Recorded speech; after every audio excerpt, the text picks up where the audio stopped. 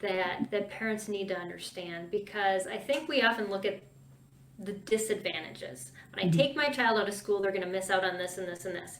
But I want them to see the flip side, because Yeah. I know when I was talking with the executive director of the ADD Attitude magazine yesterday, she was interviewing me and she's like, wow, I never really understood how really cool this is, that homeschooling Wow. thing, and just what an advantage it is, to kids we're talking about who have ADD and ADHD, but even about my son who's on the spectrum and is now graduating from college next month.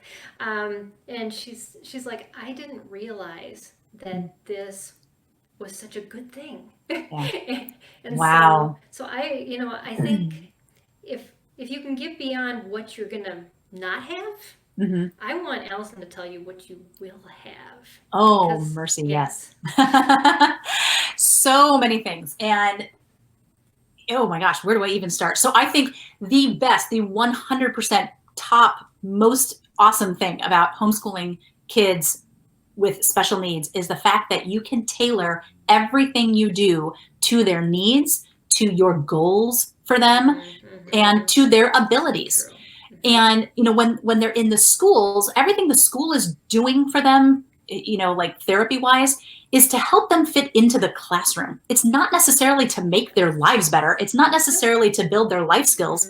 It's to make them fit in. It's just trying to get them into the little box. That's all they're trying to do.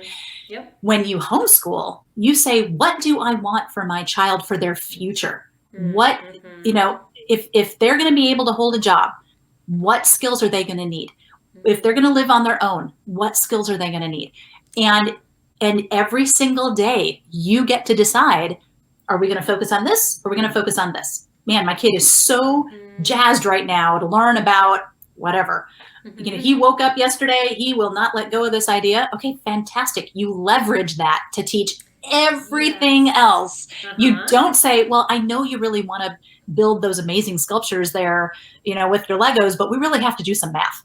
No, you say, oh my gosh, how many pieces do you put on that thing? We've got to count this. This has got to be some kind of a record. Or, you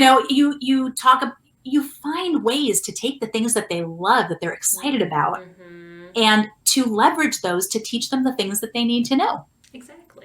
Because when you're enjoying what you do, when you learn through a game, when you learn through play, you learn so much faster.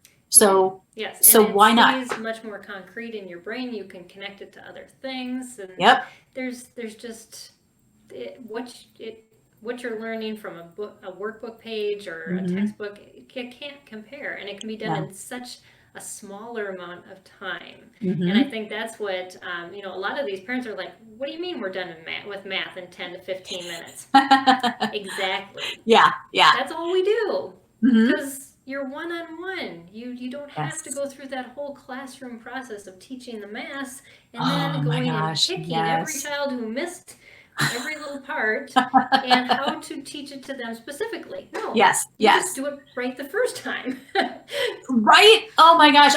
People always look at me cross-eyed when I tell them most homeschoolers, they're done in like 2 or 3 hours, maybe 4 or 5 if they've got older kids, 4 or 5, yes, exactly. High school. And they're like, how on earth can you get all that work done? And I think back to when I was in the classroom and how much time got wasted from housekeeping type stuff, just getting papers passed out and going over announcements and getting things collected and then dealing with behavior issues and then dealing with transitions. You've got 30 kids in a classroom. Just saying, okay, everyone put this book away and get this one out is like 5 minutes if you're lucky, because then this kid has to go to the bathroom. This one wants to get a snack or their drink, and this one wants to go sharpen their pencil. And it's herding cats. And by the time you finally get back to it, you've got 20 minutes before lunch, and I'm supposed to do, a reading lesson. And, it's like, all right, well, it takes so much time to do anything when you've got 30 kids or 25 kids or when you've got your child. Your child, you know how to teach to them in a way that is going to catch their attention the first time. And I know parents are thinking, but I'm not a teacher. I don't know. You're a parent, and homeschooling. I'm not a teacher. No, homeschooling is an extension. Yes, homeschooling is just an extension of parenting. You taught them everything until they got into school. Yeah. You can teach them this stuff too. Exactly. Don't feel like, oh, I'm not a teacher, so I can't. And you learn along with them. That's Yes. the beauty of it. I never appreciated history till I homeschooled. Oh my gosh, me too. I love this. I love it. It's about real people in real life. I never even realized that because all I looked at was dates and places, and it was so boring. Yeah. Oh my gosh. Right.